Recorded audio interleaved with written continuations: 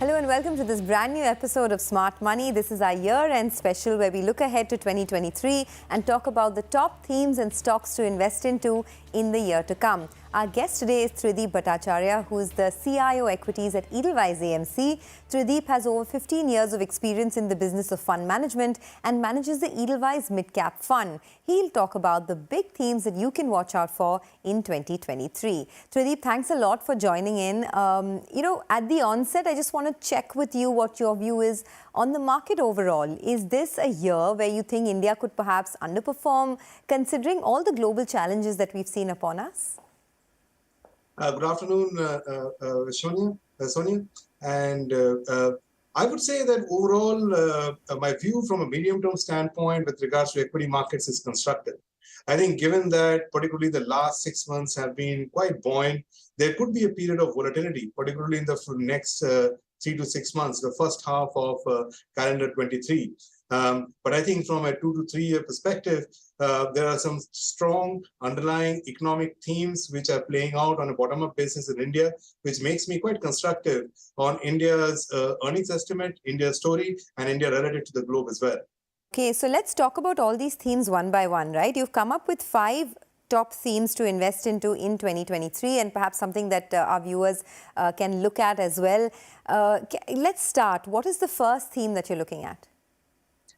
I think the first thing that that I would like to talk about is basically the capex theme overall.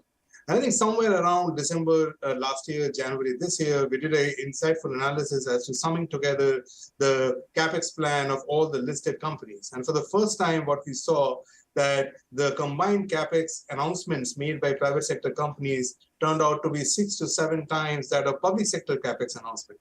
This was the first time that we saw such a phenomenon happening in the last 10 years.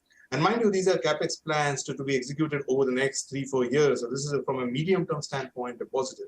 We are somewhere towards 9 to 12 months down the line from that starting point. And I would say the product has been the progress has been fairly robust in that count. The capacity utilization in the country has marked towards about 75% odd levels from where capex levels usually start. And secondly, multiple sectors have actually joined the bandwagon more than what we started for. So the theme has become stronger. And I would actually pontificate this as one of the strong themes, not just for 2023, but even from the next 2 to 3 year perspective from an Indian context. Okay, so that's the first theme for 2023 that Edelweiss is very bullish on, which is the private sector investment demand, or the capex theme, and they're overweight on industrials, capital goods and construction. Now, of course, we do know that some of the companies here, the likes of Cummins, ABB, Siemens, etc., have done very well in 2022 too. Trideep, that was my follow-up question to you. Many of these companies, the market leaders in this space, whether it's Cummins, whether it's L&T, they've started to perform this year, right, in 2022. So do you think that this is there's still some more headroom for growth, both in terms of valuation as well as earnings potential? I would actually say that 2023, particularly towards the second half, would see an improvement in earnings estimates of these companies to start playing out. So yes, the stocks have rallied in anticipation of earnings upgrades, but I think that will probably come through towards the back half of 2023 as some of the projects that they have undertaken in second half of 2022 get through the execution time frame, and that's when the stocks on the face of it, on the back of higher earnings estimate, may not look that expensive, but then overall from a growth standpoint will look fairly robust. So to answer your question, yes, the valuation expansion has happened. The earnings expansion lies in front of us over the next couple of years, particularly in second half of FY23. Okay, so the theme number 1 that you're looking at is the capex theme. Theme number 2, let's move on to that. You're looking at a big rebound in credit growth, because if there are capex plans, then somebody needs to fund it, right? So you're bullish on financials? That's a nice way to put it. I would put this in a bit of a context that overall, if you look at the Indian financial services sector, particularly the subsector which is lending financials, over the last 3 to 4 years, they have seen a bad asset cycle play out. Most of the books or the books of most of the companies, whether even the PSUs as well as private sector banks, are reasonably clean. That's a good starting point. Second, overall, the Indian corporate sector over the last 3, 4, 5 years have nicely deleveraged to a level where they are surplus with cash flows. So overall, they are looking to invest, and with regards to whether it is working capital or brownfield projects, they are looking out to get a bit of funding in. And that is why we have seen, particularly towards the back half of fiscal 23, which is the current year, some pickup in credit growth, and we would surmise that we would see more of it as the year progresses, particularly in calendar year 23. And hence, we feel that the lending part of financials as the earlier part of economic recovery would stand to benefit from the same. And hence, we are overweight lending financials across our portfolios. Okay, overweight lending financials, and I was going through your mid-cap fund that you manage, and within that, some of the stocks that you have in the financial space are Federal Bank, there's City Union Bank, there's Cholamandalam Investment, there's Credit Access Grameen as well. Now, what do you do at a time when there are some issues that come up? Say, for City Union Bank, there is this recent issue as well. There could be some hit to their loan growth that we've seen. So when there are these minor roadblocks for companies, do you ignore it, or do you use these as a dip? Or do you use the dip as a buying opportunity? A great question. I would say, to answer your question in one shot, to use them as buying opportunity in dips. But let me elaborate. Financials is a very macro-linked sector overall. And somewhere around the line, there could always be a bit of a hiccup, whether it's an opinion with regards to NPAs or any such measure, so to speak, because the regulator is deeply involved in the same.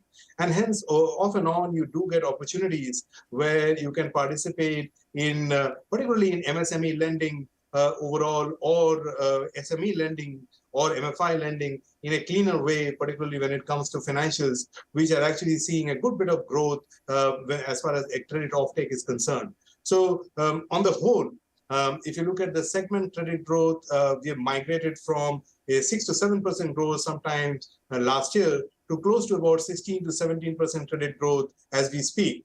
And we will probably settle around 13 to 14% credit growth sometime next year. And all of the sector, particularly the lending financials, would be a beneficiary of the same, as some of the names that you mentioned clearly fall in the same sector.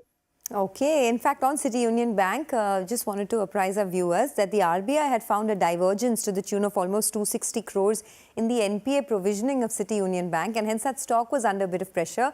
That's why I was asking whether, when these issues come up, how do you sort of approach it from a long-term investor standpoint? All right, got that. So financials is your second theme. Let's move on to the third theme, which is household capex demand. Tell us a little bit about that. Is it purely restricted to the real estate companies, or do you look at, the tile makers, the sanitary ware companies? What is it in household capex that attracts your interest? Yep. To explain this, let me kind of put a bit of context around this.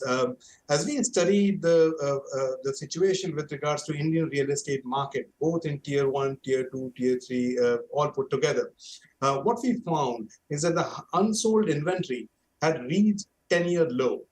Generally, when such a situation happens, the sector bottoms out from a long-term perspective.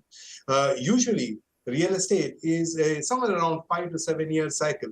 And I would surmise that we are probably somewhere in the first 2 to 3 years of the same, where the unsold inventory is bottoming out, following which you might see some better launches coming about, maybe higher prices, and then kind of, the other side of the cycle overall.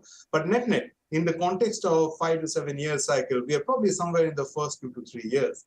Now, while this is the phenomenon that is happening, how do we play this?